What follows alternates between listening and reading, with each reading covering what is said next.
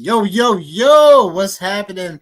All the great people and all the great land. It's your favorite fantasy football homeboys in the building.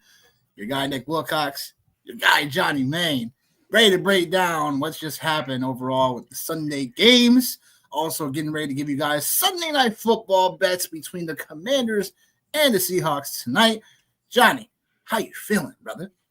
Ready to get this Sunday night game underway, man. I got JSN getting ready to roll for me tonight. Got a lot at stake with him going on tonight, so I'm pretty excited for that right there. And then ready to see what Jaden Daniels looks like coming back off this injury. So been a good day of football, man. Been a really solid week, man.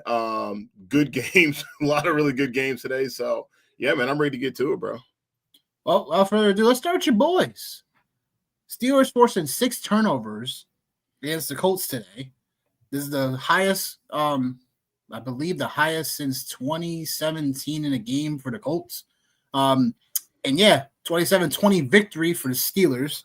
And yeah, Daniel Jones looked like he returned back to earth. Jonathan Taylor looked like he returned back to earth, and everything far in between.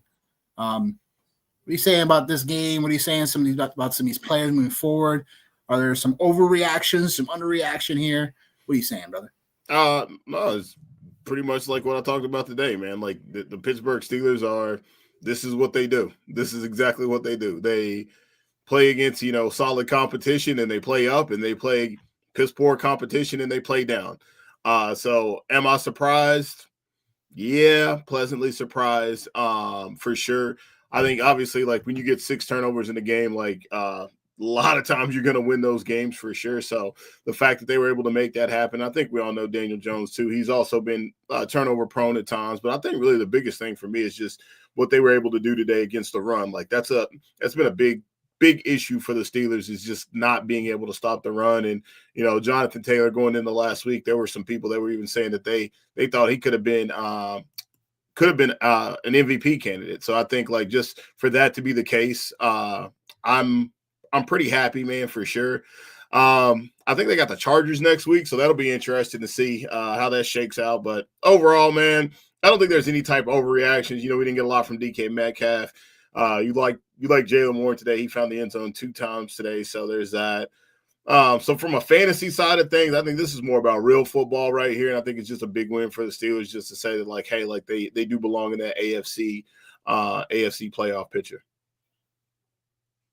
Yep, Steelers still lead the division by a few games, obviously. Obviously, the team to watch out for in that AFC North division is going to be the Ravens, because they have a lighter schedule the next 6 games. And obviously, you guys haven't played them yet, so there's still a lot to be decided for the AFC North division. As far as the Colts, like, yeah, they lost this game, and I think it was just something where, sorry, I got another comment about a certain other player we'll talk about later. But I was saying in regards to the Colts, like, they just had a rough game today. And again, like, hopefully it's something where it's not a continual factor for them, because they're still leading this AFC South division by a country mile. So it's something where you'll just have to be on watch for in general. But a lot of things that we've been saying about the Colts that have been somewhat weak against kind of exposed itself today. So just something to be mindful of moving forward. I don't think we're getting overreacted in terms of like Daniel Jones or Jonathan Taylor or anything like that yet. Just remains to be seen. Vikings pull off the upset 27-24 against the Lions. We all knew the Lions were like an 8.5 favorite coming in. We were all kind of hype on them. And again, the Vikings and JJ McCarthy, like, they were saying, They said, They said, we still out here. Just, again, McCarthy, 3 total touchdowns today in the performance. And, Aaron Jones left the game, but he almost had 100 yards from scrimmage today in this matchup. So, and, the Lions, they looked like they were doing it early and then just fizzled out. And then what is going on with Jahmyr Gibbs? Why are they not peppering him more? They're using him like as in certain portions of the game today.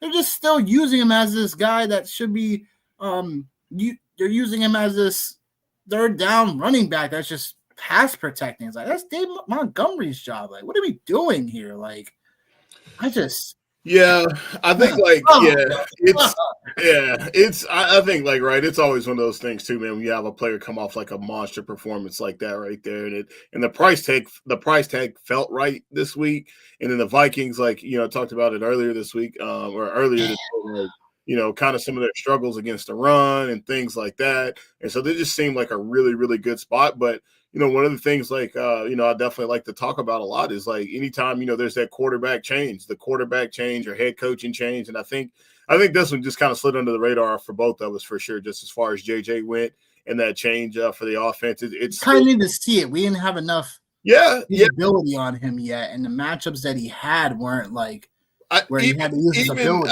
I think it's less about that and more about what they got beforehand. I don't think it's so much about JJ himself and what like is to be expected. I think it's more about the fact that like Carson Wentz just wasn't it. And like I'll use the phrase that's been trending out here in the fantasy streets, soft benching for JJ as far as the injury went.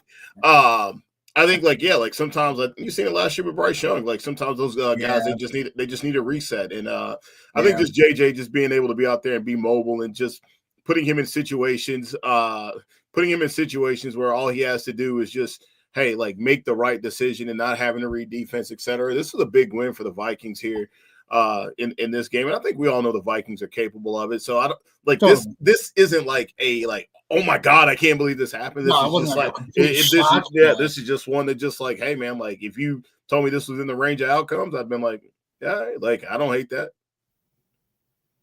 But yeah, Justin Jefferson too, man. Like one of the other things just to call out too is Justin Jefferson. I know, he had cramps and stuff during the game or whatever, but the passing game, we talk about them getting the win. No pass catcher had over 50 yards for the Vikings today. So JJ McCarthy, 143 yards passing. So that was a little bit scary. And then Amon-Ra St. Brown, I'm not quite sure what happened. I know he got hurt during that game. He came out. And so like, I think that's something obviously like we have to keep an eye on for sure, as far as from an injury side of things. Cause Sam Laporta, man, tight end is getting crazy again, man. It's getting crazy. It's getting crazy again. So yeah, man. Yeah. And then we had Jared Goff, man. Like we like Jared Goff today too. Like we thought this was a really nice spot for him. Talked about the DBs being out for the Vikings. I think obviously they had a shot to win the game later on. And it ended up not shaking out that way, obviously. But yeah, I mean, this is what you get when you get division football. So yeah, man, shout out to the Vikings in their dub, man. Yep. Patriots, one time again for the AFC East, and Patriots looking real dangerous. And they were tested in this one, and in a way that you didn't think was going to happen, because it didn't look like it at first in a way, because they were up 21-7 at one point in this game. But then Michael Penix just started coming on. Drake London, 3 touchdowns today. Crazy work. Thank you for taking all of my Bijan Robinson touchdowns today, Drake London. Crazy. Thanks a lot. Thanks a lot, Penix, for throwing the ball like the 2-yard line for London like twice. Crazy I'm like, work. You gotta be kidding me! Like, yeah, crazy. What is this? Like, what universe are we in? Crazy. Anyhow, Patriots sneaked this out late. Basically, because John Parker Roman misses the extra point to tie the game up. Kickers, man. I tell you, just kickers. I'm not even gonna say anything because I don't want to jinx mine. But okay. But anyhow, yeah, Patriots get it done on the road. I mean, Patriots get it done at home. Falcons, good effort, but close but no cigar. And yeah, like TreVeyon Henderson looked pretty decent today.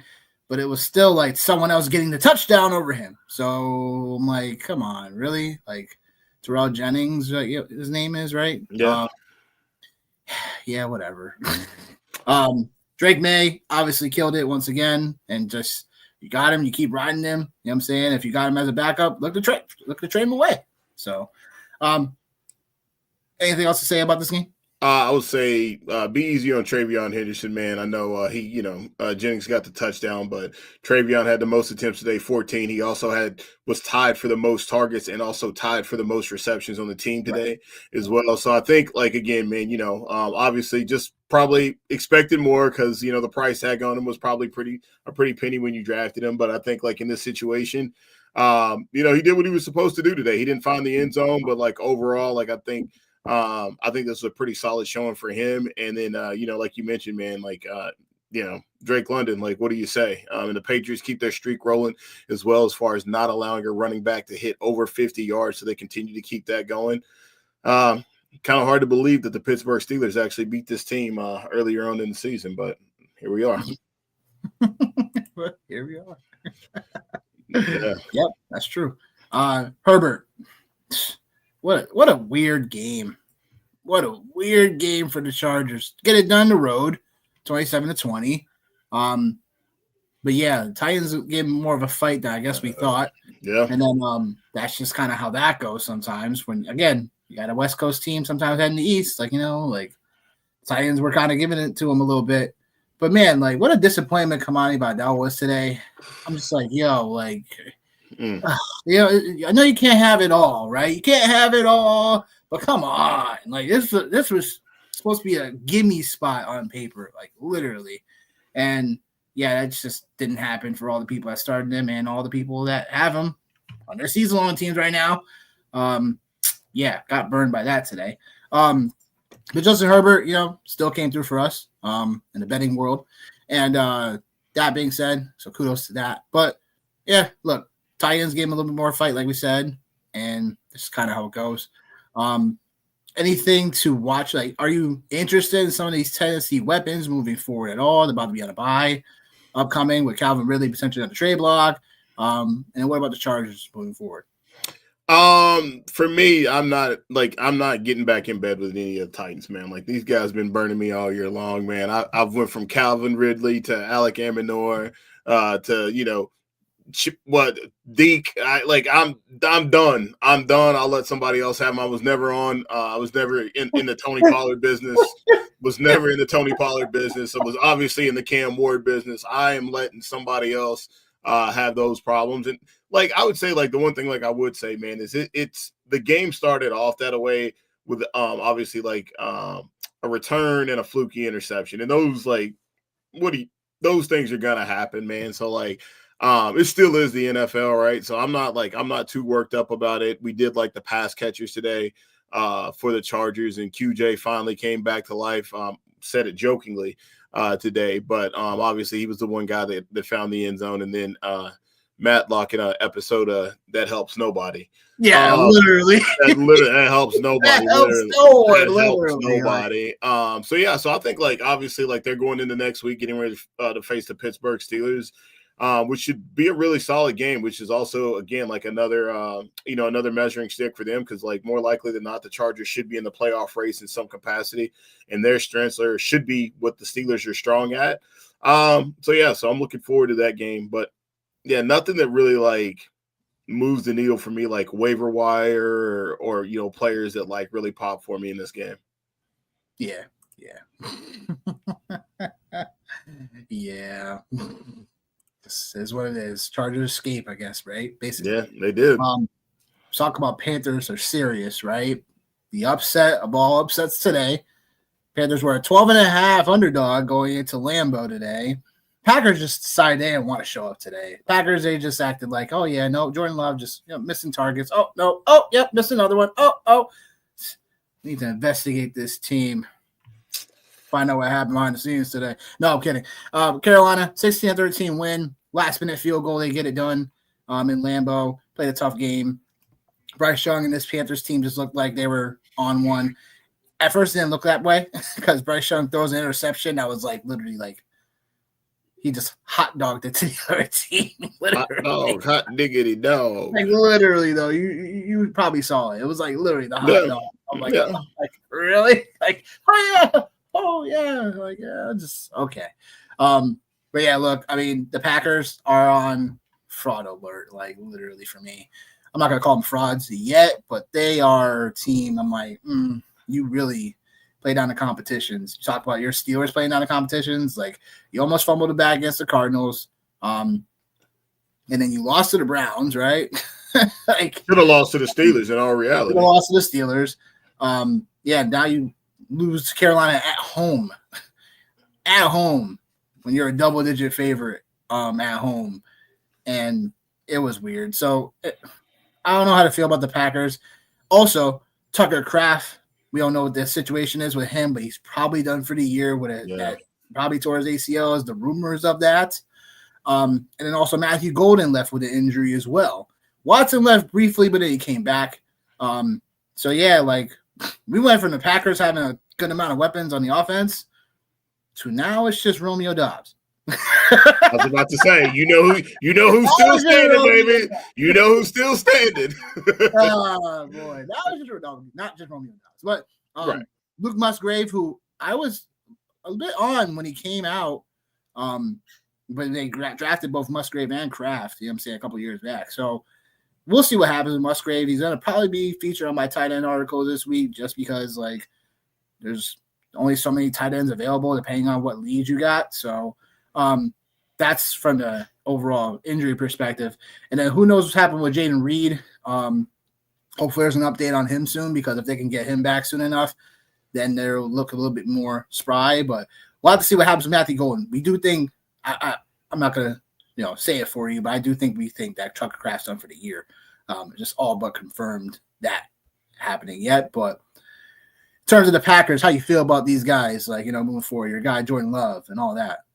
I still think it's the same thing, man. Like, I don't think it's any different. I think it's just a situation where last week, I think one of the things that happens a lot of times, man, when you get into like obviously like fantasy football, sports betting, picks, all this stuff is sometimes it's very easy to just kind of look at a box score and things like that right there and not really pay attention to some of the narratives that's going on. And I used to not be a real big narrative guy, but I think like when you think about the Panthers and what happened to them last week, like, and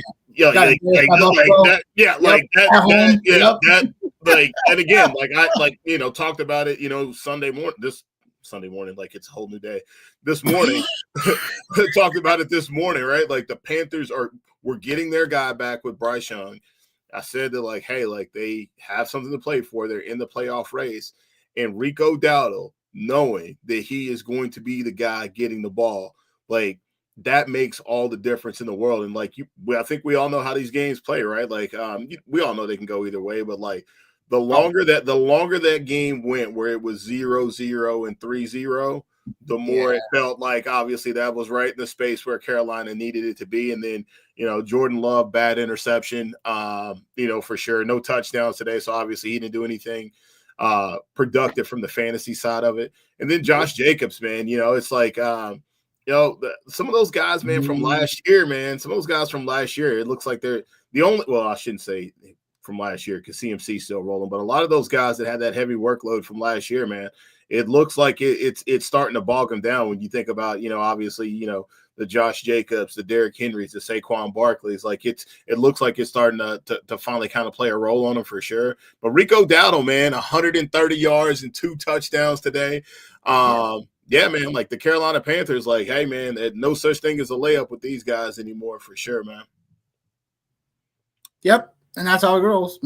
And Rico Dowdle, man, like, we talked about it again. Like, I'll say this and then I'll shut up. But, like, this morning, man, I talked about it. I was like, nobody was playing him. Like, nobody was playing him at all. And he ends up being running back 2 on the day behind Christian McCaffrey. So, man, shout out to Uncle Rico just getting his freak on, man. Yeah. No, that's true. No one played Rico today.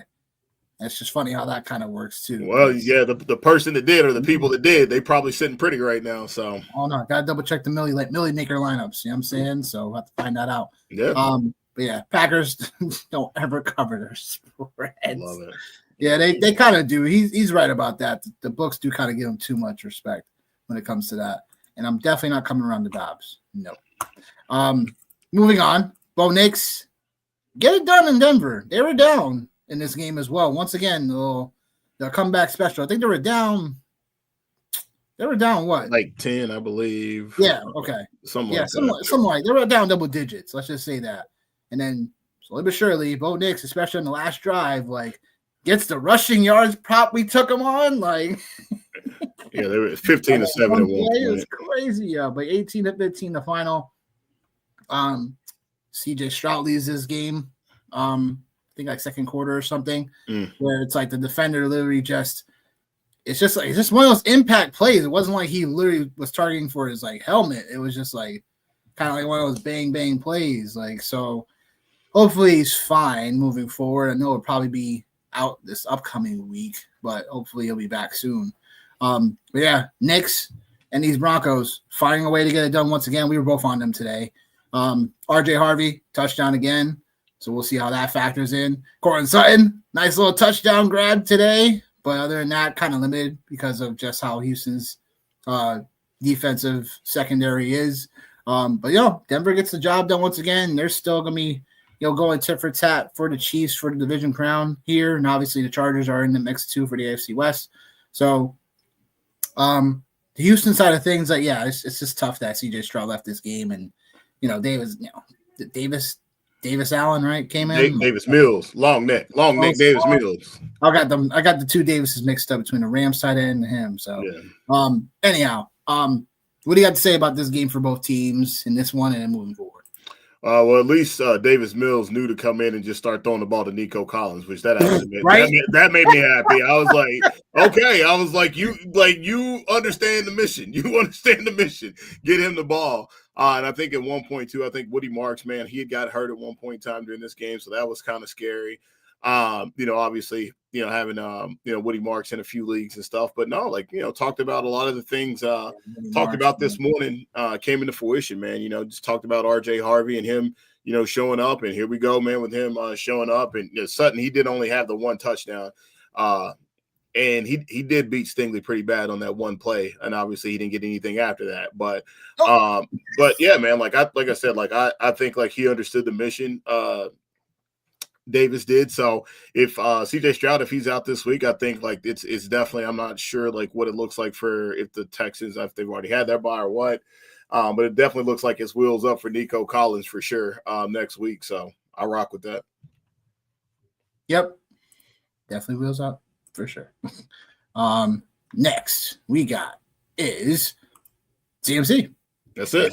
That is all. None more. None more, none less. I'm sorry. 34-24 Niners victory covering. We both like the Niners as well this past week, right? For them to cover the spread. And Giants gave him a little bit of fight. Dart came out there, did his thing as well. So I'm going to give kudos to him as well, but the Giants fall short. Wandale, man, it was looking scary for a little while because they were not giving him the ball at all. I'm like, what the hell is happening? Why are we not taking advantage of this matchup? But then it's he got cooking with all the short area targets and stuff like that. But obviously, the guy we got to talk about, Christian McCaffrey. Wow. Christian McCaffrey. Sorry, bro. Sorry. I didn't mean to. I was familiar with your game, but I didn't mean to disrespect you like that. 173 total yards today, 2 scores, 5 catches. CMC back to being one of the guys in fantasy football, and as long as everything stays up for him, looking like one of the league winners, just like Jonathan Taylor. So yeah. To the game of the year. This is really the game of the year. You tell me how you think it was. I thought it was. I thought it was definitely dope to find the Bears and the Bengals really going at it. Well, we had 89 points total, I think, in this game. Wild like that right there. Or more than that? Yeah, it was over 80 points for sure. So 89 points, 47-42 Bears. Caleb Williams. Hey, I doubted him a little bit today, so I'm happy we stuck with him for our lineup. If you guys didn't see earlier, we made a little cooking lineup and made a little lineup today and stuff like that with Caleb Williams in it. And obviously, he didn't know he was a receiver too. I didn't know he was a Bears receiver now too out there with all the trickery going on, everything, and then him just literally go out there catching passes down the sideline. Okay, Kyle Manung guy. Wow. Okay. 198 total yards, Joe, today. Lemon pepper chalk, baby. I told you, lemon pepper chalk. Yeah. Oh, man. Yeah. No, that's just a crazy game, man, overall. I think, really weird how the alpha receivers let us down in this game, but the secondary pieces in DJ Moore and T. Higgins were the ones that really popped off. Yep. And obviously, Colston Loveland, that was wild. Well, and then he was the screamer of the week for Fantrax article. So yeah, Well, I mean, Cole Kmet going down, obviously that opened things up for him as well. And then Chase Brown started to get there as the game got later and later and later. But earlier on, it did not look like he was going to get there by any stretch of the imagination. And in a world, what world do we live in when Caleb Williams has more receptions than Rome Odunze, man? Like, this is getting out of hand now, man. It's getting out of hand. And I should have known. I should have known when I was like, DJ Moore, he's on my all bus team, man. He's on my all bus team. I should have known he would show up and ball out today, man. You said the wrong Bears receiver. Yeah, I know. Classic me. Which I think, like, I will say this on a serious note, which is why, like, just kind of talking through, like, you know, we probably took about 10 or 15 minutes to set the lineup up, but just kind of talking through the process, like that. Those are the type of things, man, that lets me know, like, you know, not off, like, but with my thought process, man, as far as like how things work or, you know, games or whatever. It's definitely just about. It's about getting the right players, and like the process was right. And, you know, we were just kind of laughing about it before we went on. It's like, hey, man, if that's Kyle Monungai and DJ Moore in that lineup, man, you know, probably got a couple stacks right now for sure. So, but nonetheless, man, it's still cashed even with like a absolutely terrible lineup. You know, it's still cash, man. So, but I did think this was the game of the year from like a fantasy perspective, man. Like, there's not too many games where you're going to get those type of performances from a quarterback. You know, and then obviously, well, really, that's really what it was the quarterback and everybody else. So Joe Flacco had a monster day as well. So I thought it was, for all things considered, I thought it was a pretty fun game, man. It totally was a fun game. And Haywood talked about the Bills-Ravens game earlier on in the year, Broncos-Giants game from a few weeks back, and then this one. Yeah. These are all great candidates for games of the year. Fair enough. Definitely nailed that for sure. Stafford and the boys. What else is new? Just smacking along, you know what I'm saying? Saints 34-10. Saints didn't look much different with Tyler Stroud at quarterback. You know, Shuck, whatever. Him at quarterback. And I'm just kind of salty that they sat Spencer Rattler. But the Saints don't look any real different. Kamara didn't look any different. Cost me a little money as well because they don't want to check the ball down to him anymore. Like, what is this, yo? Like, and then Kamara fumbles the ball like late in the game. So it's like, I think that's the second one in the last 2 weeks. They need to scrap this. They need to move on. This is ridiculous. This is dumb. Saints, like, you guys are trash. Like, that's all it is. And then the Rams, like, obviously, you know, Stafford and the boys getting it done. Puka Nacua obviously left tentatively with an injury, but I think he popped back in on the sideline, so we should be fine. Tay Adams, 2 touchdowns in a day. Kyren Williams, I think he had over 100 yards rushing, right? Last time I checked. 114. Yeah, so he had over 100 yards rushing. It was Blake Corum was getting in there and splitting some work with him and stuff, but I think it's because they had to keep things fresh. So, yep. Anything else to note about this one? No, man. I mean, it's pretty straightforward, man. This was one of the this was not one of the situations where the quarterback change actually boosted morale in the locker room and on the sidelines. No. I feel like it did the exact opposite. And Matt Stafford is what I would like to refer to as you know, your school's chicken nuggets. Meaning, like, you know, if you don't bring lunch and they serving chicken nuggets at school, you're like, oh shoot, all right, that it'll get the job done, man. It'll get the job done. But no, like, definitely big day for him, man, for sure. So we'll keep it pushing. Yeah. Interesting, very interesting. You didn't like your school's chicken nuggets? It was hit or miss sometimes, honestly, because they would change them up like every other year. It felt like they would kind of change it up because it's like, you know, something you could tell. See?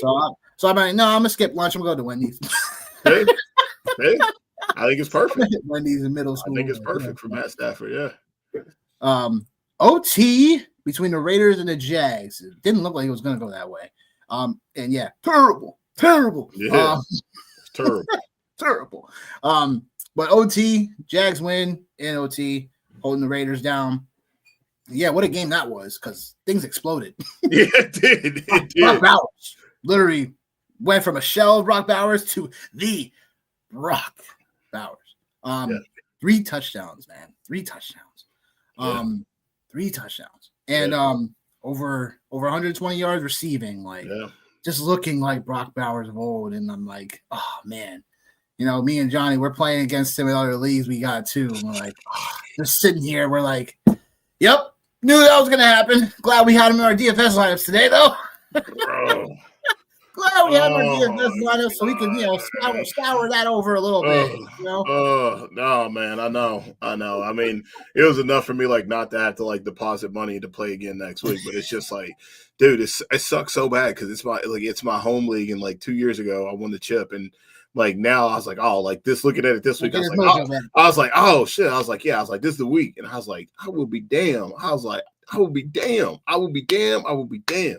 So obviously we need a big night tonight from JSN and Javante on Monday night. I'm sorry, I know you don't want to hear that, Hayward, but we definitely need a big night from Javante. I know you don't want to hear that. Exactly. I know, brother. I know. But I got your boy Jacoby Brissett rolling quarterback, so we'll see. We'll see what happens. We'll see what happens. We'll totally see what happens. But yeah, Jags win OT, and I'm still trying to keep pace in that division. They're only 2 games back of the Colts at this moment in time. So we'll see how that goes. But yeah, Gino, lighten it up. You know what I'm saying? Like, laid up late. So hopefully that continues for him. And then the Bills laid the smackdown on the Chiefs. 28-21, and the game felt like the Bills were just up 2 possessions the entire time. Yep. In this one, and they just forced Mahomes to be uncomfortable, and I really haven't seen him be uncomfortable like that in quite some time. And you thought that coming into this one, the Chiefs would just have still the momentum riding for what they have been doing lately, but the Bills just kept on like, hey, they put Mahomes in spots that he just either would miss some throws, he missed a few throws in my opinion, and then there were just times where they just locked up, like literally, and I'm like, wow, no one separating, nothing. So kudos to the Bills getting it done. They're always better in these matchups at home, and I just overlooked that a little bit. So in my process, but kudos to Josh Allen, these boys getting it done. James Cook over 100 yards rushing. Can we just can this guy just go away? Can he just go somewhere? Like I remember one of the leagues we were in, and I drafted him. And you were like, I didn't see that, and I was like, he was just one of those guys for me that I was just like, if I'm wrong and like I have none of him, then like that's gonna suck. And I mean that team it's not very good anyway. It's a fringe playoff team that I have James Cook on in that league. But like, I think I think one of the things at least that like I'm kind of digesting now is like just kind of laughing about Matt Stafford. But if we go back and we think if there was a team that was rostered that had Matt Stafford, Christian McCaffrey, James Cook, JSN, like guys like that, like guys that were basically overlooked during the summer, like when August hit, like those teams are cooking right now. I mean, like they definitely are cooking. And James Cook, no pun intended, he was one of those guys that was just, he was wildly overlooked. I know the contract situation had happened. And even after that, like I still think some people were still kind of skeptical about the touchdown regression, piece, but like he's here, man. So, no shade at him at all, man. None at all. None at all. So let's get to this DraftKings lineup, my guy. Oh, we ripping it. All right. You got your props, man. So I'll get everything lined up here. Yep. So we got how long? Got like 10 minutes. Yeah, give or take. Gotta see if I can get into a late contest now. Probably won't be able to do it now. There's probably a single floating around out there. It's gotta be 8:20 is kickoff. We got time. 8:20. We got a few minutes. All right, we got time. Oh no, the $15 one's still in there. Okay, we got time. Let's see here. $15. Let's see here. $15. I want a single entry. I don't want a multi-entry. I don't blame you. Yeah, I don't want that. Too many ties. Oh yeah. I mean, even this will probably still go to tie. But yeah, I was about to say. Let's see. So and there ain't a lot of good ones left. I hate playing the ones that like there's not a lot of like, man, this makes me upset. It really does. I hate it. How do we do for the lineups today? Yeah. So That lineup, it made more money back. It made like $18 back on the $12 entry. So yeah, I put it in the milli. So you put it in the milli. Yes, oh yeah. Gotta be confident in the product, my guy. Oh man, I see you did. Oh man, Gotta be confident in the product, bro. Oh man, it ain't even about that, man. It ain't even about I know it's that. Yeah. Oh man, just messing with you. Like, 171.50 on DraftKings, and we had 3 snowflakes today, Haywood. We had 3 snowflakes and still cash. So yeah, it is what it is. Brock Bowers, 46 DK points today. Caleb Williams, 38 DraftKings points. T. Higgins, 36. So yeah, we were fine on the process. I think that Lad was just too cheap for 6K, so that's why we wanted to get him in there. And Vidal was 6,300. We thought the game script was going to be I thought it was going to be really matchup proof, honestly, and he had been showing that to us, and just is what it is. The process is the process, and then Roma Dunze, like a 0, like how? So, but yeah, 173 for a big tourney. Like, just got to come back next week and hit it harder. It is what it is. Yep.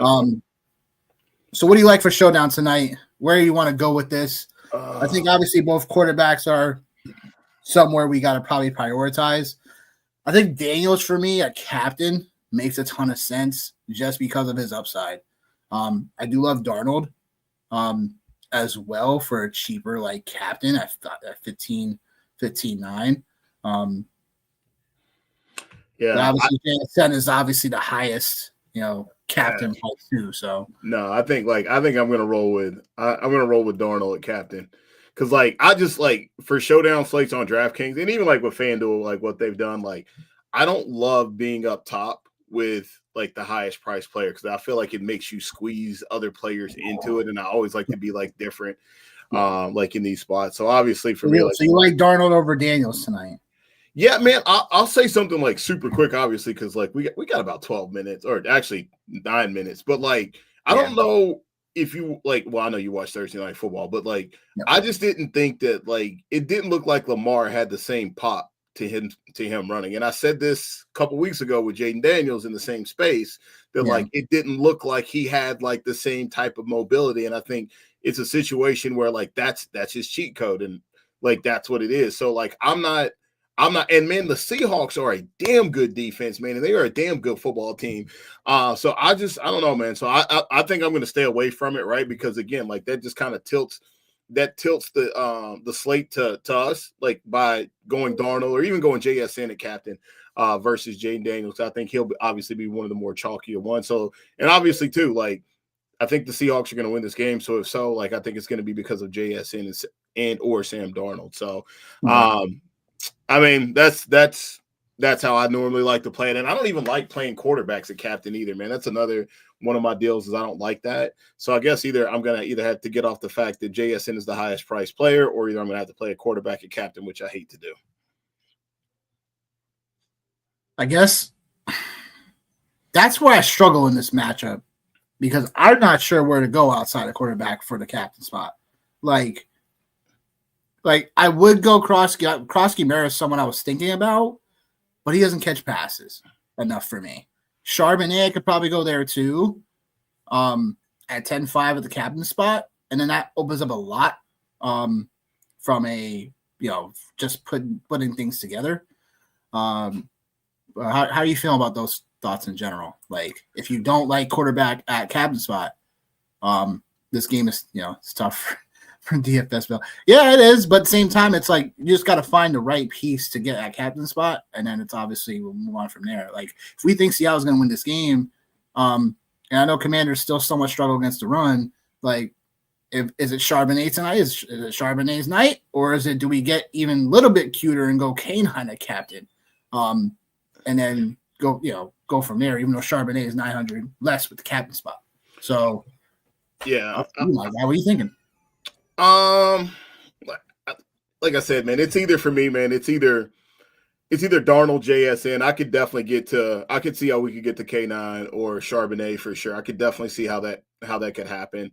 I'm fine with any of the Seahawks big time skill players at captain. I'm cool with. Let's go Charbonnet captain. Okay, let's see what we got then, because that is let's get different then. because I think this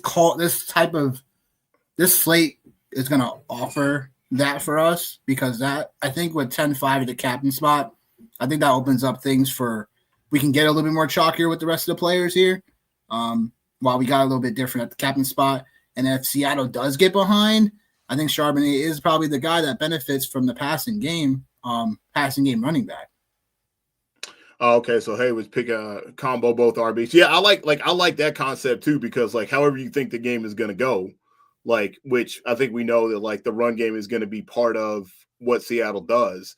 So maybe that's what it is. So maybe it's Charbonnet, JSN, Ken Walker, and then we go back to Jaden Daniels here because we're going to have enough salary to be able to do it. Now we're at like 4,000, and I think there's a couple of places we can get to after this here. We got Torrey Horton, which I think that he's got to be in play tonight, right?